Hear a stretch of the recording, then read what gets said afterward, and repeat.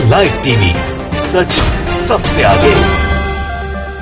दोस्तों, मैं आदिल खान आजाद, आप देख रहे हैं दी लाइव टीवी। पूरी दुनिया में सबसे बड़ी पार्टी का दम भरने वाली भारतीय जनता पार्टी को दक्षिण भारत में सिर्फ एक राज्य में ही सरकार हासिल हो पाई है। कर्नाटक में उनकी सरकार है और कर्नाटक में कुछ ही महीनों में विधानसभा चुनाव होने वाले हैं। अब कर्नाटक में बीजेपी की सरकार कैसे बनी थी आप सबको पता है। कुछ टूट फूट जेडीएस में, कुछ टूट फूट कांग्रेस में, उनके विधायक उधर पहुंचे, सरकार बन गई, सबको पता है। अब वो कर्नाटक भी भाजपा के हाथ से जा रहा है। कर्नाटक को भाजपा के लिए दक्षिण का दरवाजा माना जाता है कि ये दरवाजा है भाजपा के पास दक्षिण भारत में, और अगर इससे पार होकर अंदर जाते रहे तो फिर दक्षिण भारत में और राज्य जीत लेंगे। लेकिन ये दरवाजा भाजपा के हाथ से जा रहा है और टूट रहा है। अगर एक लेटेस्ट सर्वे रिपोर्ट जो सामने आई है उसके ऊपर गौर करें, और ये रिपोर्ट इंडियन एक्सप्रेस नाम के एक नामी ग्रामी देश के अखबार ने, जिसका नाम आप सबने सुना होगा, द न्यू इंडियन एक्सप्रेस ने इसे छापा है। और इसमें जो रिपोर्ट है उसमें लिखा है कि a survey carried out by an independent agency. एक इंडिपेंडेंट एजेंसी है, आप आज़ाद एजेंसी समझ लें, कोई सरकारी एजेंसी नहीं, कोई पार्टी की एजेंसी नहीं, वो बाहर से है, राज्य से है भी नहीं, कर्नाटक से। और उसने प्रिडिक्ट किया है कि कांग्रेस जो अपोजिशन में है बैठी हुई, वो पूर्ण बहुमत की सरकार कर्नाटका में बना सकती है। अभी जो होने वाले चुनाव हैं कर्नाटका में, उसमें विधानसभा चुनाव में। अब यह खबर भाजपा के लिए बहुत बड़ा झटका है, और इस रिपोर्ट के आने से भाजपाई खेमे के अंदर बहुत खलबली मच गई है। और इतनी खलबली है कि अब शायद उन्हें अपने पूर्व मुख्यमंत्री, जिन पर भ्रष्टाचार के खूब आरोप लगे, भ्रष्टाचार में खूब उनका नाम भी शामिल रहा, चार बार के मुख्यमंत्री बीएस येदियुरप्पा की याद आने लगी है।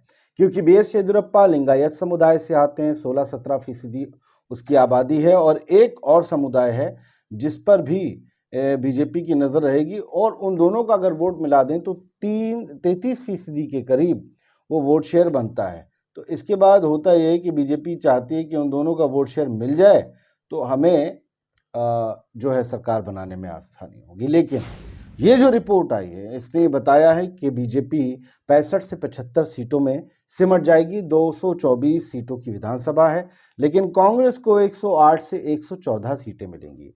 224 का आधा होता है 112, 113 जिसके पास विधायक होंगे वो सरकार बना लेंगे। और अगर इस रिपोर्ट को देखें तो जो इसमें भी देख लीजिए आप, एक जनता से रिश्ता अखबार में भी है, उसमें भी लिखा है कि 108 से 114 सीटें मिल सकती हैं कांग्रेस को। तो 113 का बहुमत, 114 मिल गई तो कांग्रेस अकेले दम पे सरकार बना लेगी।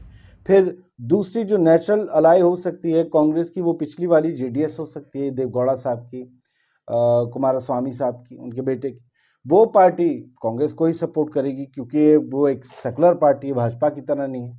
यानी तो भाजपा तो वैसे भी 65 से 75, और इस बार तो विधायक भी तोड़कर एकनाथ शिंदे को मिलेगा नहीं दक्षिण भारत में। यानी कि ये इस रिपोर्ट को माना जाए, तो इस सर्वे को माना जाए, तो ये भाजपा के हाथ से राज्य जाने वाला है। दक्षिण में पूरी तरीके से भाजपा आउट हो जाएगी। जो वो आगे बढ़ने के ख्वाब देख रही है, पीछे आ जाएगी। खैर, इस साल कई राज्यों में चुनाव हैं, कर्नाटका उसमें से एक है। जनता से रिश्ता ने अखबार, ये वेबसाइट ने जो उसका हिंदी का इंग्लिश का अनुवाद इधर लिखा है, वो देख लें कि राज्य के बाहर की एक स्वतंत्र एजेंसी द्वारा किए गए एक सर्वेक्षण में भविष्यवाणी की गई है, प्रिडिक्शन किया गया है कि विपक्षी कांग्रेस कर्नाटक वाली 108 से 114 सीटें जीतेगी, बीजेपी 65 से 75 पर रह जाएगी, और जेडीएस 24 से 34 सीटें जीतेगी। ये 24 सीटें और उधर 108 सीटें मिनिमम दोनों की पार्टियों की मान लें, कांग्रेस और जेडीएस की, तो भी यही दोनों बहुमत ले आएंगे। 20 नवंबर से 15 जनवरी तक कर्नाटक में, यानी 20 नवंबर से 15 जनवरी तक 10, 30, 40 और 15, 55 दिन जो है ये सर्वे चला। कर्नाटक में आईपीएसएस टीम के सहयोग से हैदराबाद के एसएएस ग्रुप ने ये सर्वेक्षण किया, और कहा गया है इस सर्वेक्षण के अनुसार जो बात सामने आई है कि कांग्रेस अपना वोट शेयर कर्नाटक में बढ़ाती हुई दिख रही है। उसके वोट शेयर में 2.35%, माफ कीजिएगा, उसके वोट शेयर में करीबन जो है 1.86% का उछाल दिख रहा है, 38.14 से 40%।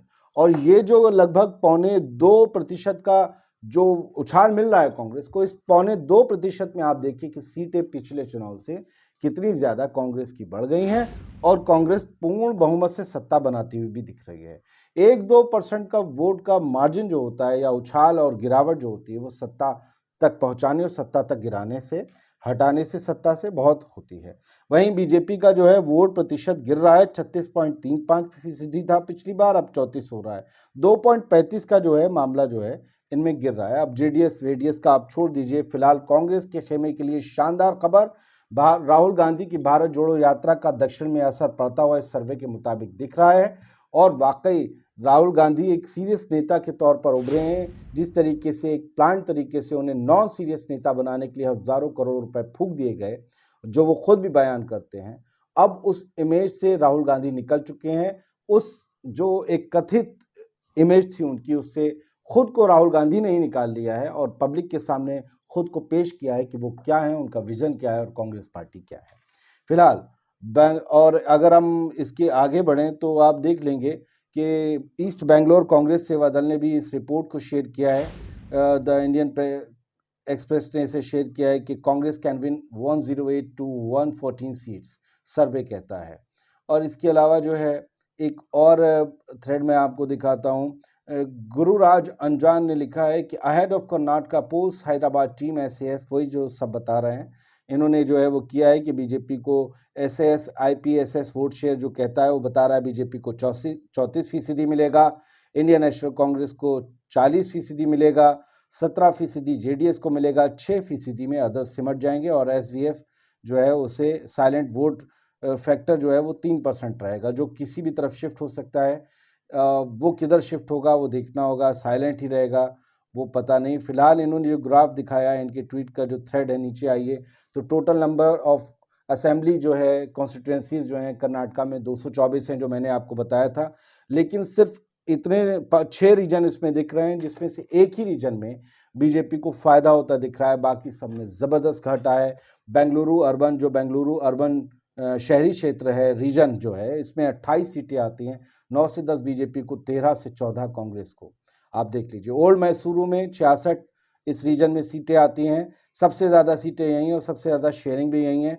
10 से 14 ही बीजेपी हासिल कर पाएगी, यहाँ 24 से 25 भी कांग्रेस को सीटें मिलती दिख रही हैं। वहीं 21 से 22 सीटें जेडीएस को भी मिल सकती हैं। ये जेडीएस का गढ़ कहलाता है यही इलाका, और यहीं पर सिर्फ वो लीड करती है और सत्ता के करीब पहुंच जाती है। मुंबई कर्नाटका एक रीजन है कर्नाटका में, इसे कित्तूर कर्नाटका भी कहा जाता है।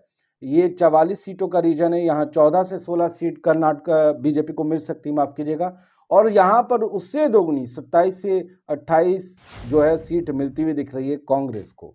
वहीं कोस्टल कर्नाटका जो है एरिया रीजन, यहाँ 19 सीटें आती हैं टोटल विधानसभा की कर्नाटका की, और इसमें से 12 से 13 बीजेपी को मिल सकती है। ये वो एरिया है जहां पर बीजेपी लीड कर रही, सिर्फ यही वो एरिया है, बहुत छोटी सा एरिया है, रीजन है, सिर्फ 19 सीटों का है और उसी में ही बीजेपी लीड कर रही, सबसे छोटे एरिया में 12 से 13, और कांग्रेस को 7 से 8 सीट।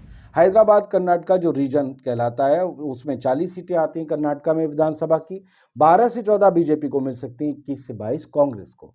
वहीं सेंट्रल कर्नाटका का जो इलाका है बीच का, वो 27 विधानसभा सीटों वाला इलाका है वो रीजन, और उसमें 8 से 9 सीटें बीजेपी को मिलेंगी, 16 से 17 कांग्रेस को मिलेंगी। ऐसा ये सर्वे दर्शाता है जो कि किया गया है 55 दिन तक। टोटल बीजेपी को 65 से 76 सीटों पर संतोष करना पड़ेगा अगर ये जो सर्वे है वो नतीजों में कन्वर्ट होता है तो, और 108 से 114 सीटें कांग्रेस को मिल सकती हैं, 113 पर वो सरकार बना लेगी। साथ ही उसका पुराना दोस्त 24 से 30 सीटें वाला जेडीएस भी खड़ा होगा, जनता दल सेकुलर। देखना यह है कि ऊट कर्नाटका में किस करवट बैठेगा। और इसके अलावा आप देख लीजिए, पनेश विजय ने लिखा है Karnataka legislative assembly 2023 pre poll survey. देखिए, हम कोई इस पे ये नहीं कह रहे हैं कि यही रिजल्ट होगा, ये प्री पोल सर्वे है, और प्री पोल सर्वे और पोस्ट पोल जो आते हैं एनालिसिस, उसमें बहुत ज़्यादा फर्क तो नहीं होता, ये हम कई सालों से देख रहे हैं। यानी ये साफ है कि कर्नाटका में बीजेपी के हाथ से सत्ता की कुर्सी जा सकती है और इसकी बहुत बहुत पॉसिबिलिटीज़ हैं। कांग्रेस को 108 से 114 ये भी लिख रहे हैं पनेश, और बीजेपी 65 से 76, यानी बीजेपी। अब देखिए इसकी वजहें क्या है कि जो मौजूदा सीएम है बोम्मई, उनके ऊपर भ्रष्टाचार के भयंकर आरोप है, यही येदुरप्पा पर भी थे, लेकिन येदुरप्पा को जब कुर्सी से हटाया सीएम की बीजेपी ने, तो उनका लिंगायत समाज जो है वो नाराज हो गया था। अब वो कैसे बीजेपी अपने पक्ष में लाएगी देखना होगा बिना येदियुरप्पा को, या फिर एक बार येदियुरप्पा को फिर सक्रिय किया जाएगा। येदियुरप्पा हालांकि 80 साल के हो चुके हैं, 75 साल के आडवाणी जी और मुरली मनोहर जोशी जी तो मार्गदर्शक मंडल में आई थिंक भेज दिए गए थे, 75 के ही थे, 80 के थे। फिलहाल येदियुरप्पा साहब जो हैं वो 80 के हो चुके हैं। अब बीजेपी कैसे ही और मोदी जी कैसे ही अपने रूल को बनाए हुए रूल को फिर से जो है डेमोलिश करके फिर से उन्हें ला सकते हैं, पता नहीं। कर्नाटका में और नज़र जो है 33% वोटों पर है, मैं बता चुका हूँ। 17 से 18% अगर आप देखेंगे नीचे आके TV9 की रिपोर्ट में, तो 17 से 18% लिंगायत की आबादी है। और जो है इसके अलावा जो है वोकालिंगा जो है समाज, वो भी एक बड़ी हैसियत रखता है। उनके वोट मिलाकर और जो है लिंगायत के वोट मिलाकर 33 से 34% वोट बैंक बनता है और इसी पर बीजेपी की नज़र है। और अमित शाह कहते हैं कि उन्हें 136 सीट मिलेगी। देखिए TV9 की हेडलाइन, कर्नाटक में BS येदियुरप्पा की बिसात, बीजेपी का क्यों नहीं चल रहा उनके बिना काम। यानी येदियुरप्पा को नमन तो करना ही पड़ेगा बीजेपी को, अगर कर्नाटक का किला हाथ से नहीं जाने देना है। इधर देशबंधु लिखता है कि देवगौड़ा के मार्गदर्शन में किंग मेकर की भूमिका निभाने पर जेडीएस की निगाहें। जेडीएस जानती है कि वो पूर्ण रूप से तो बहुमत ला नहीं सकती, अपनी इतनी सीटें नहीं ला सकती कि वो पूर्ण बहुमत की सरकार बनाए, लिहाजा किंग मेकर की भूमिका में वो हमेशा रहती है और इस पर भी उसकी नज़र है और कांग्रेस उसकी नेशनल अलाई है। फिलहाल कर्नाटका में कांग्रेस मजबूत हो रही है, बीजेपी कमजोर हो रही है और इसके बारे में लेकर अब बीजेपी बहुत ज़्यादा चिंतित है इस सर्वे रिपोर्ट को लेकर। इस स्टोरी को सुनकर जानकर आपको कैसा लगा हमें कमेंट बॉक्स में ज़रूर बताइएगा। जय हिंद।